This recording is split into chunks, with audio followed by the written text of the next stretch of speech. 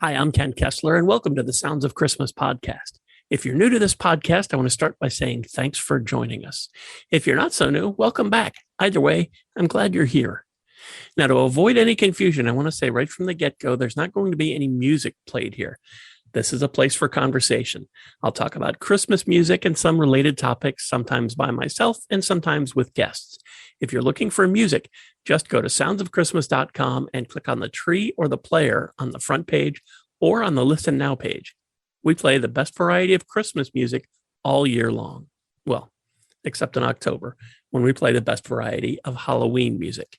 I'm very excited to have Linda Imperial with us today on the Sounds of Christmas podcast. Linda has an amazing career.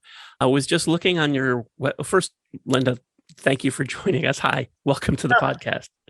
Thank you, Ken. Thank you. I was just looking at your website. It's lindaimperial.com, by the way, if anybody listening wants to run over there and check it right now. But it is amazing the career that you have had so far. 42 album compilations, 32 credits on major recordings, 20 releases of your own in the top Billboard charts for 3 decades. You have toured with Big Mama Thornton's rhythm section. I saw that and I was like, wow. Was that when she was still with us? Were you actually touring with her? What had happened, I was living in San Francisco, and my sister, who could sing me under a table, was performing with her rhythm section. And she called me and said, I'm doing this tour. I think you'd be perfect. I need your help. And she sent me a plane ticket. And we started out, oh my God, we were badass, but traveling during the winter across the United States in cars. We started out with about 5 cars, carrying all our equipment ourselves, people in the car, loading up. By the end of the tour, all the cars were gone. People had left. There was 2 really bad car wrecks. We were driving in the snow, and I remember the sun was just coming up, and I looked through I was riding in the passenger seat, and I looked in the mirror, and I saw that the car that my sister was in was going over a cliff. They turned over in the snow, and so it was just one thing after another. So it was great. Learned a lot, and it was a great band, a great experience, and there you have it. Wow. For those who don't know, Big Mama Thornton, she gave us Hound Dog. Everybody thinks that Elvis did that, and I mean, he did record it, but it was her song. That's amazing, and that's kind of where your career started, and that's just wow. That's amazing. You were in a trio, and I'm going to massacre the name. Laverde, thank you. And if people don't remember the name, you remember Die Hard Lover. You probably remember My World Is Empty Without You. Those were big hits around 1982. Is that right? Well, it actually started. We were doing dance music. When I first moved to San Francisco, I got in. I was into rock, and and then dance started, and I loved harmonies. And so I, just loved harmonies. So I was singing with my friend, Frank Laverty and Peggy Gibbons, and we started doing dance music, and it started actually paying the bills. So Die Hard Lover, Frank wrote that song. It was actually written for me, but he ended up singing it and making it into a huge hit. And then I recorded it later, and it did okay. But we toured all over. I think we had a number 1. It was on the pop charts for a solid year in Europe. Wow! And it's just from there, it's a very impressive list of who you've worked with. And I know I'm going to miss somebody, and I don't want to just gloss over things, but there's the amazing jazz supergroup, the New York Jazz Explosion, Sylvester, the Weather Girls, Jefferson Starship, Quicksilver Messenger Service. Wow. Mm-hmm. Really? That's the word. Yeah, I remember. Well, Martha and Izora were singing with Sylvester, and I don't want to. I want people to remember Jeannie Tracy as well because she deserves her spot in there. But I actually Bob Olson, when he used to hire my sister Ann and I to do session work. And Bob Olson, he was the first white engineer at Motown when it first started. So he called me in to do some session work. And that's when I actually met Gary Duncan and David Freiberg. So Gary told David, he called David, David had just left the Starship, said, "Yeah, I've got this chick singer coming in. You want to sing with her?" And so he picked me up at the bus stop I came in from San Francisco, and that's how I met David. So they wanted me in the band. I joined the band, and thank you, Bob Olson, for introducing me to my husband. Now, fast forward to late 90s, and I was working at a radio station in Cincinnati. I was part of the morning show, so I wasn't really involved in the music we played, but I remember 2 Out of 3 Ain't Bad, All by Myself, Where the Boys Are. I don't know if those were big hits, but I remember that we played them. Oh, thank you. Thank you so much. Thank you, thank you, thank you. That was on Inner Hit Records.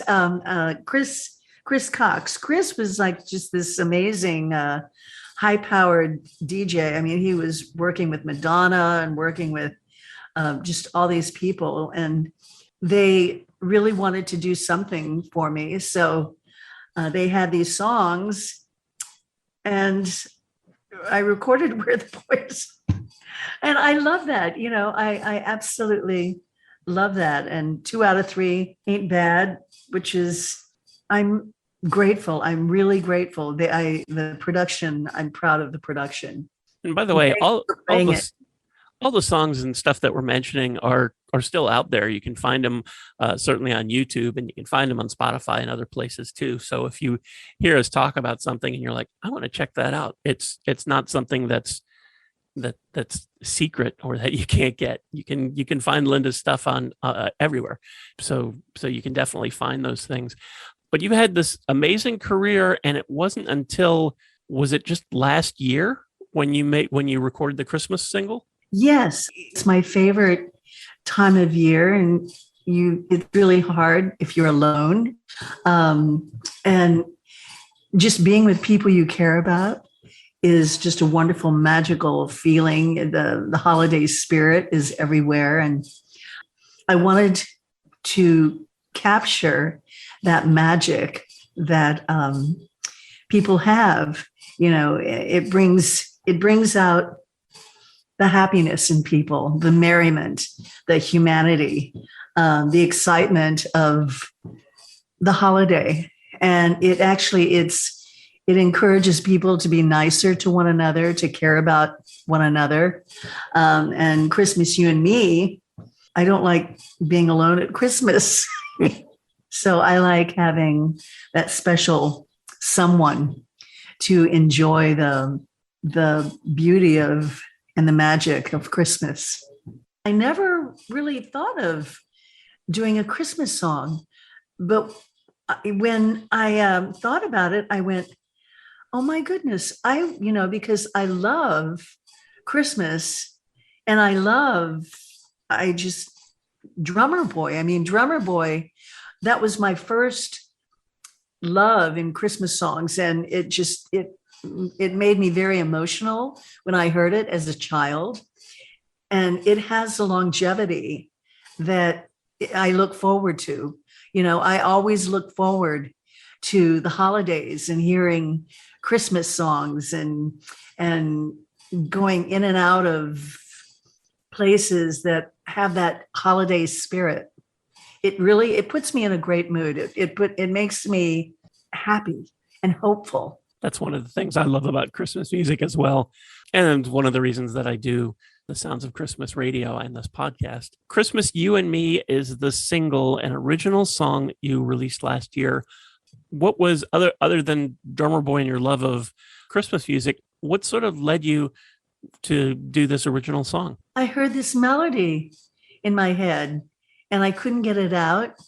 And usually when that happens, I'll start having a visual and I love movies.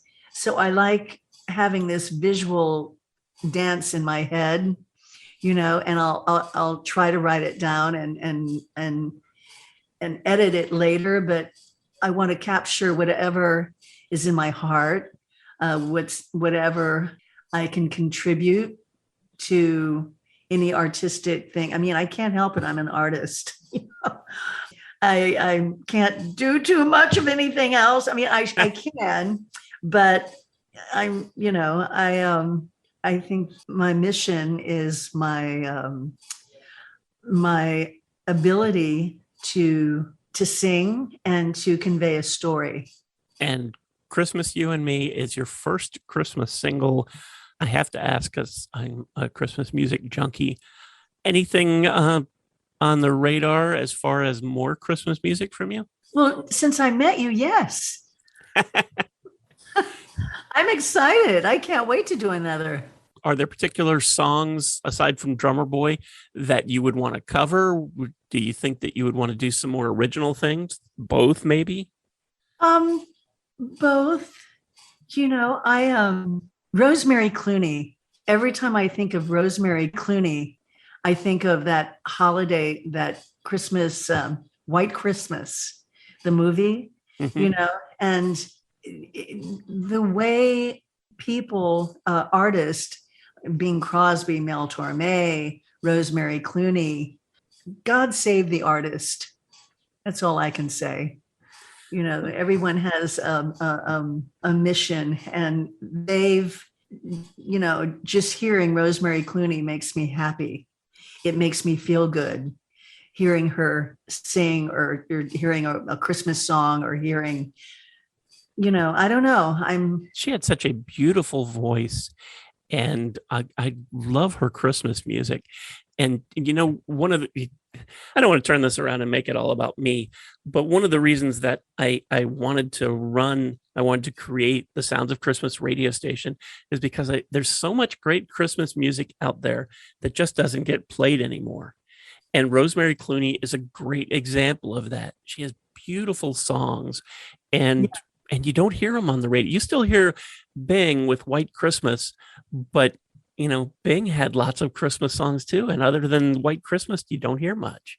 And that's one of the reasons I wanted to do this, because I can, in addition to capturing current and recent songs, your single as an example, to get that out there so people who love Christmas music can hear it. I can also keep all of those classics alive. I can, there are people who will listen to the Sounds of Christmas who get to hear at least some songs from Rosemary Clooney and some other ones from Bing and more from that era, as well as the new stuff. It's all mixed in. And the thing is, and I think that radio is scared of this, or maybe they just don't know. Well, you know what? I think they're afraid, and thank goodness for you, because you do things for the right reason. You're not doing it for the obvious. You're doing it for the sacredness of the art. Yeah. Thank you. I remember vividly and again, I think this was in the late 90s when I was still in Cincinnati, when there was a remastered new edition of a Rosemary Clooney Christmas album. And it came out on CD, remastered or something for the first time, or whatever it is that the record label was saying to put a happy spin on it. And I remember getting that and listening to it in my car and instantly get that Christmas feeling. Exactly. I absolutely agree with you. And I feel the same way. I went to school in St. Louis.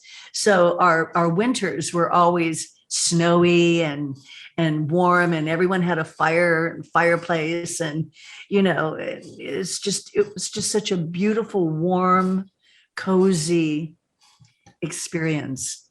Well, I live in Florida now, and I'm not sorry that I don't have to scrape my windshields every winter, but when I lived in Cincinnati, when I was there, that was the only time I ever lived anywhere where it snowed on Christmas Eve. Yeah. And that was magic. Yes. Yes. To go Yeah. outside and it's dark and it's cold and it starts to snow and all the Christmas lights are in everybody's windows. And it's absolutely a Hallmark movie way before there were any Hallmark movies. But Exactly. it's you get to live that thing. And that's a great memory that I treasure, not in a hurry to go back to where it's really cold, but I wouldn't mind visiting. But it's just there's no other word for it. It's just magic. Magical. Yeah. Ken, I absolutely agree with you. A kindred spirit. Well, I think that it would be great if you wanted to record a Rosemary Clooney Christmas songbook kind of thing. I think that would be wonderful because, she recorded certainly lots of Christmas songs that everybody knows. Christmas Time is Here, White Christmas, lots of those.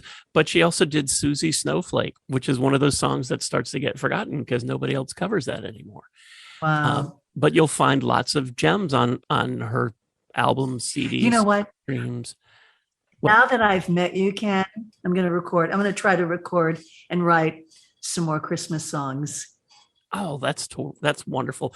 I love to hear that because I know there's a lot of Christmas music out there, but it always makes me happy to hear that there's more coming. I always like to hear that. And I know I talk to a lot of singers and musicians who have just completed a single or a Christmas album, and I understand that it's a huge process. I've talked to a couple artists this year and sort of done behind the music things, following them along through the process, and it can be tough. And you finally get it done, and it's finished, and it's mixed, and it's out to the people who are going to distribute it, and whew, that's done. And then to have somebody go, "So when are you going to do another one?" I know there are people who are like, "Are you kidding me? I just finished. I need to breathe. I can't think about it anymore." Well, I wanted to, silly me, I wanted to mention also, I did hear the melody and I heard the words and I started creating a visual story, something that made me feel warm. But my co-writer, who is just a phenomenal musician and producer and engineer himself, Joel Jaffe, also contributed just an amazing amount of talent to our venture. So I really want to make sure I mention his name, Joel Jaffe. And what I'm going to do is I'm going to just encourage him. We're going to come up with some new songs for you. Oh, terrific. I can't wait. And for anybody listening who thinks that, that Linda has been waiting for the next project to come along, she already had the Heart Rock EP come out this year, an EP that is called Heart Rock that was released this year. Besides that and potential new Christmas music, is there anything else that you have in the works that you want to mention? Well, my first album, I'm really proud of. It basically, I didn't really know what I was doing, and I did it. I guess I can tell you, I did it as a means of securing work for myself throughout the year with different genres: jazz, rock, soul, funk, dance, and so my first album is completely all over the place, and it's a brand that you look at and you go, who is she? Because it has jazz and blues but I'm proud of that, and I'm really proud of Heart Rock. Joel produced that, and then we co-wrote Christmas You and Me. So I'm making a statement that I'm definitely going to show you some more songs. Oh, terrific. I can't wait.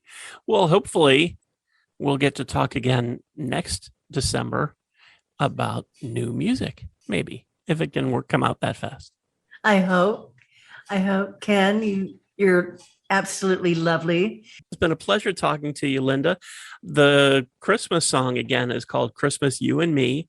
And you can find that everywhere that you listen to music, that you buy music, that you stream music. Amazon, Spotify, Apple Music, and my website, lindaimperial.com. Very well said. Thank you so much, Linda. Thank you. And I do want to wish you a splendid, joyful, happy, and safe Christmas, Ken. And I wish the same for you. Thank you so much. Thank you. And thank you so much for listening, helping us share some Christmas spirit, and for helping this podcast continue to grow. You've obviously found us somewhere, but if there's another site you like to use for podcasts, check out our podcast page on our website for the complete list of everywhere you can listen to the Sounds of Christmas podcast. And again, the website is soundsofchristmas.com. Then just click on the podcast tab. For the Sounds of Christmas station, to listen to the music, you'll need to stick with our website or our app in the Google Play Store. If you have comments or suggestions, feel free to reach out to me on social media or through our website. Thanks again, and may you always believe in Santa Claus.